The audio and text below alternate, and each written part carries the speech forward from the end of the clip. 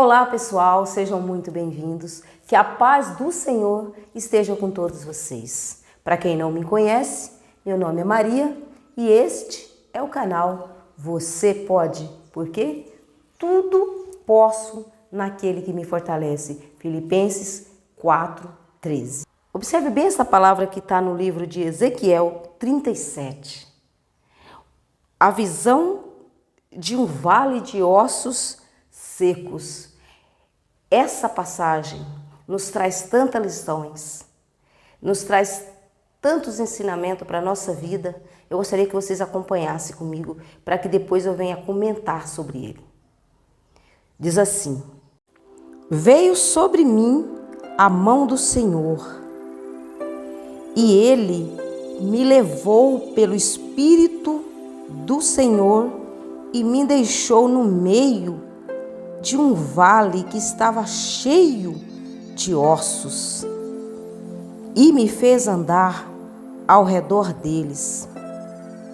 Eram muito numerosos na superfície do vale e estavam sequíssimos.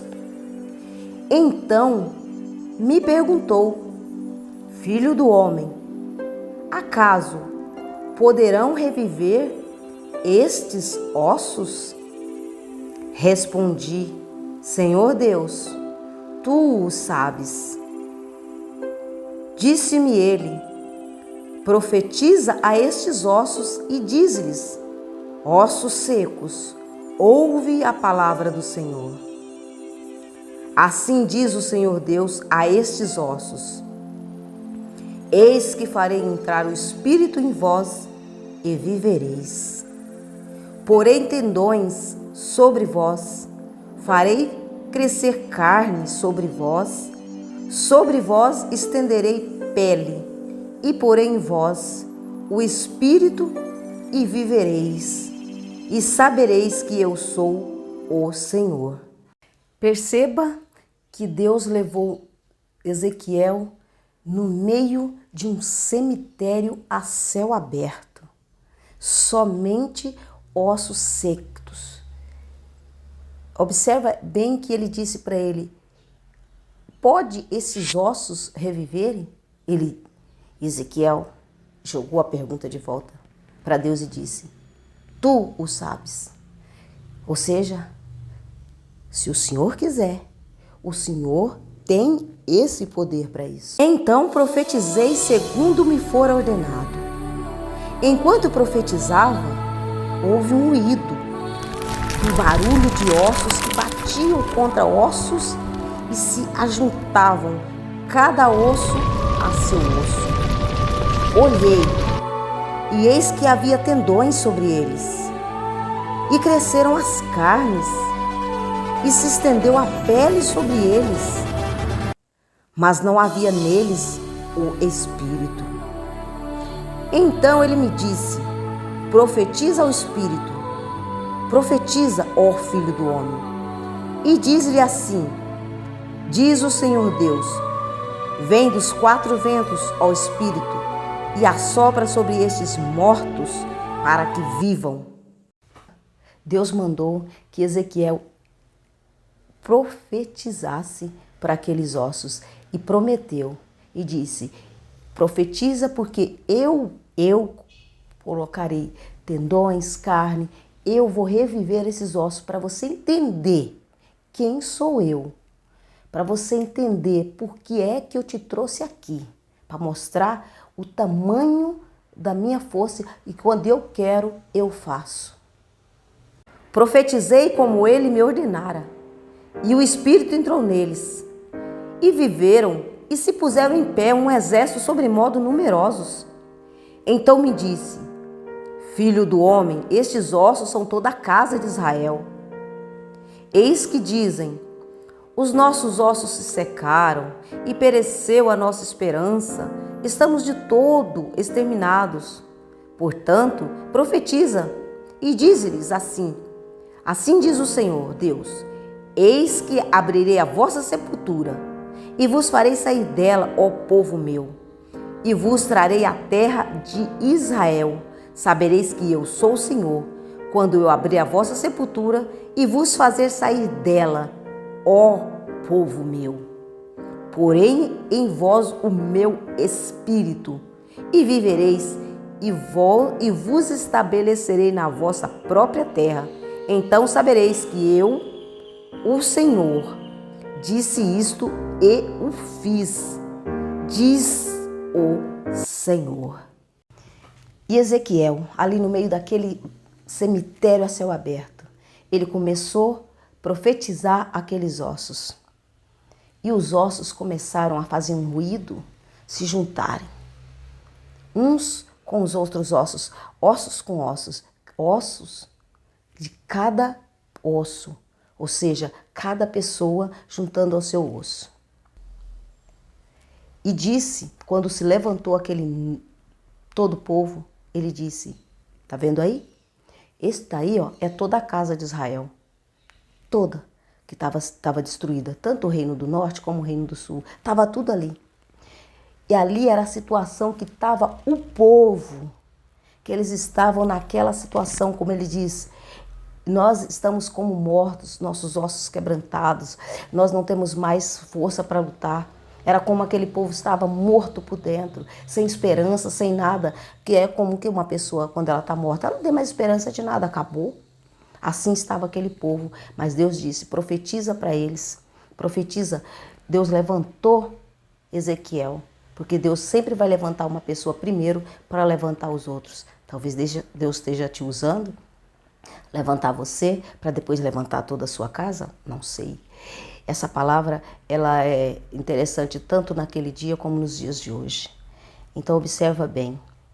Ezequiel obedeceu à voz do Senhor e profetizou para aqueles ossos. E Deus sempre diz, para saber que eu sou o Senhor. Bem, para compreender direitinho esse texto, nós precisamos saber bem o contexto. Eu vou fazer aqui um breve resumo, porque é muito grande e não dá para explicar tudo num vídeo. Mas vai dar para entender. Começa assim. Saul reinou em Israel, depois Davi e depois seu filho Salomão. Todos os três reinaram até o fim de suas vidas. Foi um reino absoluto. Davi, o homem considerado segundo o coração de Deus, Deus prometeu a Davi que sempre teria alguém da sua descendência no seu trono por amor de Davi. Porém, Salomão, que reinou em seu lugar, não foi tão reto assim com Deus. Em um certo momento, Salomão foi um homem muito abençoado, o reino dele foi grandioso, foi um reino rico, poderoso, ostentoso, mas ele não conseguiu manter a fidelidade com Deus até o fim. Ele passou a adorar outros deuses, fazer moradia para outros deuses, ele passou a fazer altares. Por causa das suas muitas mulheres, seu coração se enganou, seu coração traiu Deus. Nesse caso, Deus decide tirar o trono das mãos de rei Salomão, mas não em vida, enquanto ele vivesse. Só disse que ia dar o reino para ele apenas com 2 tribos. E as outras 10 tribos ia para uma outra pessoa. E assim Deus fez. Depois da morte de Salomão, o reino de Salomão passou para as mãos de Roboão, seu filho. E para as 10 outras tribos foi para Jeroboão, uma outra pessoa, que não era da linhagem de Davi. Então, esse reino de Jeroboão, que não era da linhagem de Davi, passou a se chamar o reino de Israel. Então o reino se dividiu.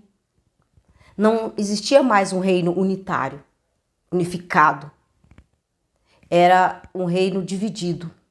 As 10 tribos ficaram para Jeroboão. Ficou sendo o reino de Israel, o reino do norte. E Roboão ficou com as 2 tribos, sendo Judá e Benjamim, chamada Reino do Sul. O reino de Israel reino do norte, fez o que era mal perante os olhos de Deus, fez o que era mal, fez só maldade, só fez coisas ruins, atraiu a ira de Deus. Deus chamou a atenção, advertiu, mas não teve jeito.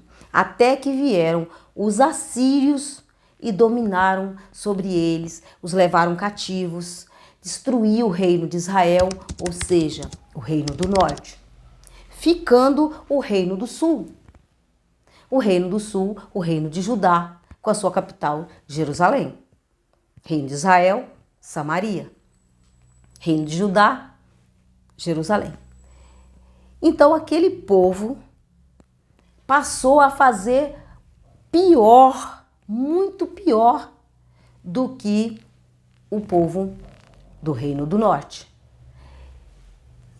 Eles não aprenderam com o que tinha acontecido com seus irmãos. Eles fizeram pior. Eles passaram a adorar mais e mais deuses. Os juízes passaram a ser corruptos. Os sacerdotes passaram a se venderem. Coisas ruins foram só acontecendo. O povo era prejudicado. A idolatria tomou conta daquele povo de tal maneira que eles não falavam mais em Deus. Então Deus enviava seus profetas. Deus advertia-os. O profeta Jeremias, o profeta Isaías, os profetas iam, falavam de Deus, pediam para eles, mas eles não se dobravam, não tinha jeito. Então, observa o que diz em Crônicas, segundo Crônicas. O Senhor, Deus de seus pais, começando de madrugada, falou-lhes por intermédio dos seus mensageiros, porque se compadecera do seu povo e da sua própria morada. Eles, porém, zombavam dos mensageiros, desprezavam as palavras de Deus e morfavam dos seus profetas, até que subiu a ira do Senhor contra seu povo e não houve remédio algum. Deus, ele fez de tudo para não castigar aquele povo, mas não teve jeito. Deus teve que castigar o seu povo com vara. Nesse caso, a vara de Deus foi Nabucodonosor, reino da Babilônia, o reino que destruiu os assírios, que agora estava caída, a Síria. Esse reino, ele entrou em Judá, mas ele não veio de uma vez. Começou no ano de 606 a.C., a primeira invasão. Na primeira invasão, eles levaram os utensílios da casa do Senhor, eles levaram as coisas sagradas do Senhor e levaram consigo os príncipes e homens da nobreza, moços jovens de beleza e dotados de sabedoria, para o palácio do rei, para que eles aprendessem as línguas dos caldeus. Entre eles estava Daniel, Ananias, Azarias, Misael, que tiveram seus nomes trocados. Daniel, que passou a chamar Beltesassar, Cedraque, Mesaque e Abednego, foram esses aí, mas isso é história para um outro vídeo. Não vamos nos aprofundar nessa história, nessa parte. Porém, o povo foi levado cativo. Depois, no ano de mais uma outra vez, eles invadiram e levaram mais pessoas, só que dessa vez levaram toda a parte sacerdotal, os levitas, os arpistas, todos esses povos líricos que tocavam harpas. Então, e ainda sobre esse assunto, nós temos o pano de fundo, que fala sobre a lamúria, o sofrimento desse povo. Eu gostaria que vocês observassem exatamente aonde o sofrimento deles. Eles têm esse Salmo 137 que fala exatamente sobre essa passagem. E com esse povo, essa segunda leva, foi levado também o profeta Ezequiel. Então observa bem esses salmos. As margens dos rios da Babilônia, nós assentávamos e chorávamos, lembrando-nos de Sião. Nos salgueiros que lá havia, pendurávamos nossas harpas, pois os que nos levaram cativos nos pediam canções, e os nossos opressores que fôssemos alegres, e diziam: entoa-nos algumas canções de Sião. Como, porém, haveríamos de entoar cantos do Senhor em terra estranha?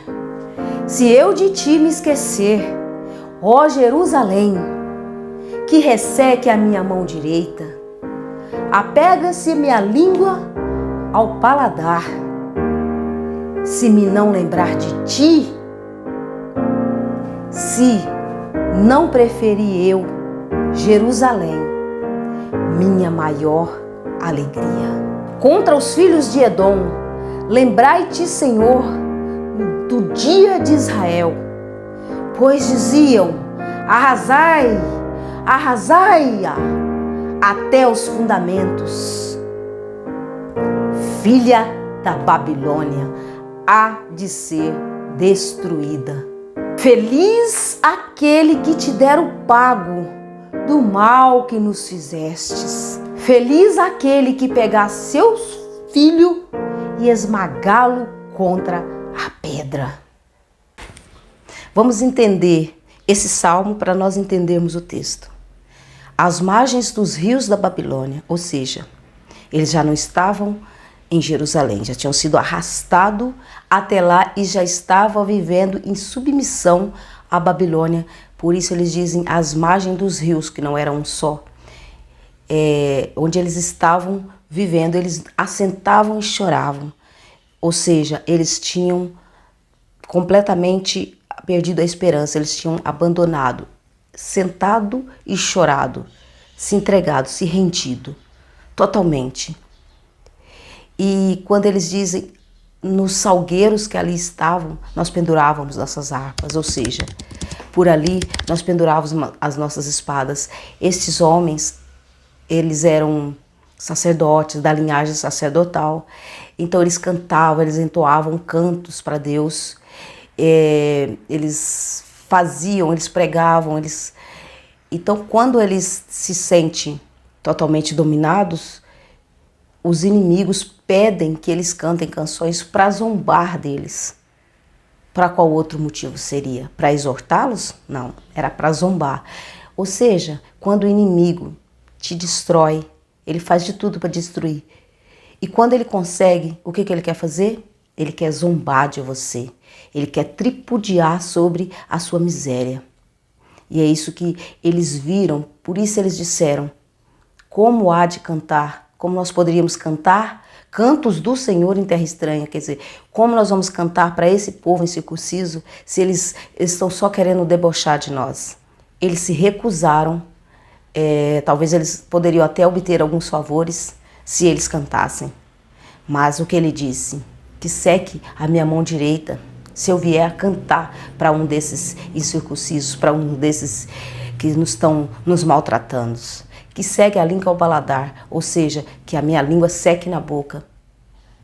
Eles não aceitavam que cantar, entoar cantos para aquele povo.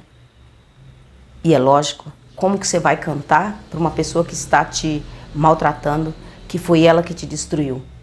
Mas só que eles não cantavam para eles, mas também não cantavam para si, entre eles. Eles não se entregavam para Deus, eles não se voltavam. O que Deus mais queria naquele momento era que eles cantassem louvores para eles, pedissem, clamassem, mas eles não fizeram isso. E quando eles dizem, lembrai dos filhos de Edom, quem eram os filhos de Edom? Os filhos de Edom é da mesma família deles, que seria filhos da parte de Esaú. Então, da linhagem de Esaú, são os filhos de Edom.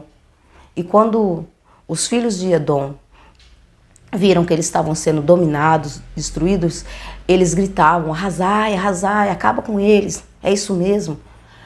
E eles se alegravam com a destruição do povo de Judá. Eles ficaram felizes e eles não esqueceram daquilo. Pediram para que Deus vingasse eles. E realmente, os filhos de Edom, mais na frente, tem outra passagem, que eles foram destruídos realmente.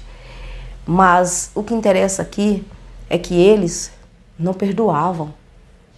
Eles não esqueciam. E se você não esquece, você está com a mágoa, a ferida aberta. Eles não deixavam aquela ferida fechar. Eles não seguiam em frente. Tanto é que eles falam: filhos da Babilônia, feliz dos filhos, feliz de quem pegava seus filhos e arrebentar a cabeça na pedra, porque fizeram, muito deles pegaram seus filhos e arrebentavam a cabeça na pedra. Mas eles queriam que fizesse isso com os filhos da Babilônia, que não sabiam de nada. Queria vingança por um outro povo que não foram eles que fizeram. É mesmo que uma pessoa chegar para os judeus que sofreram com o Holocausto, chegar e dizer que queria que a Alemanha padecesse, todos da Alemanha. Sabe, o que o Hitler fez foi o Hitler e todos os seus conservos, seus comparsas, e que pagaram por isso. Mas aí querer que toda a Alemanha pagasse por isso era um absurdo. Então o que ele estava pedindo é para que, e eles disseram, que seja feliz aquele que for vingado, e feliz aquele que estiver fazendo aquilo contra aquele povo. Então eles estavam entregando a causa deles para si próprios, não nas mãos de Deus. Porque se eles tivessem confiança em Deus, eles entregariam a Deus, não por vingança, mas que Deus julgasse a sua causa. Amém, pessoal? Perceberam a situação que estava vivendo aquele povo. Eles perderam tudo. Foi levado tudo deles. Suas casas queimadas. O seu templo derrubado. Eles que se orgulhavam tanto desse templo, mas era templo de pedra. Eles tinham cultivado aquelas coisas de pedra. Eles não cultivaram o coração deles. Eles esqueceram de quem tirou eles da terra do Egito, quem que estava sustentando eles o tempo todo. E nessa clamor, nessa lamúria dele, eles não se arrependeram. Você não viu o arrependimento. Pelo contrário, eles estão desolados, tristes, abatidos. Quando eles dizem: nós penduramos as nossas harpas, ou seja, penduramos a chuteira, nós não vamos mais lutar. Pendurou a espada, os arpeiros penduraram suas harpas nos salgueiros. Desistiram por completo de lutar. Acabou para eles. Então, perceba, você nos dias de hoje luta para comprar sua casa, você luta para comprar seu carro, você luta para formar seus filhos, leva para a escola todos os dias, você vive, trabalha de dia, de noite, para você ter uma vida digna. E de uma hora para outra, vem alguém e arranca tudo de você. Arranca tudo de todos. Leva seus filhos, mata seus filhos, separa, dizima. Você não sabe para onde foi sua mulher, ou o marido não sabe para onde foi sua esposa. Foram levados escravos, cativos, arrastados, humilhados. Acabou para eles. Eles não tinham mais esperança nenhuma. Nada. Nenhuma. Acabou. Então, quando eles dizem que, quando ele fala, você veja que a mágoa dele está tão grande que ele deseja o mal para a Babilônia, mas para os filhos. Ele diz: feliz aquele que se vingar deles para eles. Feliz aquele que pegar os seus filhos e jogar a cabeça na pedra. Quem é que vai ficar feliz com violência?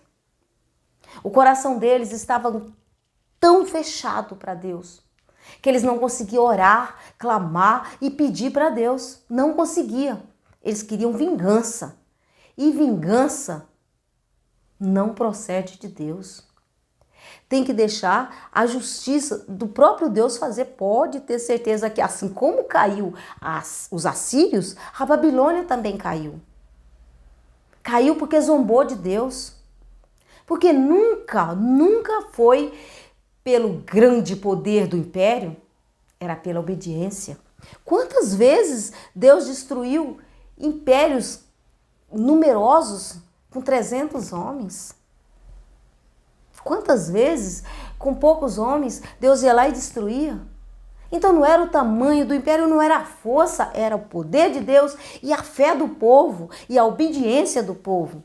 Era isso que Deus queria que o seu povo fizesse, obedecesse a voz dele, que ele fosse o seu Deus e aquele povo fosse o seu povo. Todo o tempo era só isso que Deus queria. Deus estava sempre chamando eles ao arrependimento. Chamando eles, ali advertindo, mandando seus profetas, eles matavam seus profetas. E quando eles se veem naquele estado lamentável que acabou tudo para eles, eles jogam a toalha. Eles desistem. Mas mesmo assim, como Deus amava tanto aquele povo, Deus não desistiu deles. O que Deus fez? Pegou Ezequiel, levou lá no vale dos ossos, no meio dos ossos, e disse: essa é toda a casa de Israel. Toda a casa de Israel, a do sul e a do norte. Esse povo que está todo morto aí, era uma visão. Aquilo era uma visão que Ezequiel estava tendo. Uma visão do vale dos mortos, só ossos ressecados.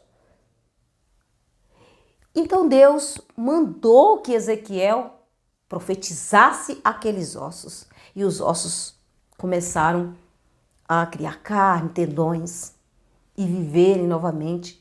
Mas estava sem espírito. Então Deus manda que ele profetiza de novo ao vento para que entre dentro das pessoas. E quando se diz espírito, o espírito em letra minúscula, é o espírito, a nossa alma. Não estamos dizendo do Espírito Santo. Então Deus, ele por várias vezes ele tentou. Então ele mandou que Ezequiel fizesse aquilo. E depois ele ia trazer o seu povo de volta, como ele disse. Mas precisava que aquele povo clamasse a ele, precisava que acreditasse nele. Então, Deus pega Ezequiel, leva para o Vale dos Ossos. Ezequiel anda pelo Vale dos Ossos e só vê sequidão, que é toda a casa de Israel. Então, Deus queria de volta aquele povo, mas eles precisavam ser castigados, eles precisavam entender. E era isso que Deus estava querendo falar. E o que Deus está falando hoje para nós. O que essa palavra quer dizer para nós hoje? Não importa como está a sua vida. Se você achar que você está lá no fundo do poço, lá embaixo, Deus te puxa. Ele te pega pela mão. Mas você precisa entender que Ele é o seu Deus. Que Ele pode fazer o que Ele quiser. Ele pode ressuscitar mortos. Ele dá ordem a tudo. Ele dá ordem ao mar, ele dá ordem ao firmamento, ele dá ordem a tudo. Então, olha o tamanho de Deus, olha o tamanho do seu problema. É só você confiar. Não importa aonde você está, o que você está vivendo agora, nesse momento. O que importa é que existe um grande Deus que quer te pegar pela mão. Mas para isso, você precisa crer e você precisa se arrepender e pedir para Ele e clamar para Ele. Amém? Bem, pessoal, chegamos ao final de mais um vídeo e eu gostaria de agradecer a vocês do fundo do meu coração que vem prestigiando o meu trabalho, que vem me apoiando, que vem curtindo meus vídeos, comentando. Muito obrigado. Que Deus abençoe a todos vocês. Espero que vocês tenham entendido bem essa visão de Ezequiel, que não foi somente para aquele povo, mas até hoje, Deus, Ele se importa com nós. Então não importa onde você está, o que você está vivendo, confia em Deus, confia nele. E eu te digo que se você confiar nele, tudo na sua vida tem outra narrativa. Amém? Vou pedir para você deixar o seu comentário, deixar o seu like, compartilhar com seus amigos se você gostou do vídeo. E se inscrever. Se inscrever, pessoal. Se inscreve no canal. Para que esse trabalho venha crescer, que venha ganhar força. Eu preciso que vocês se inscrevam. Preciso que vocês deixem aí o seu joinha. Amém? Então, até o próximo vídeo. Bye, bye.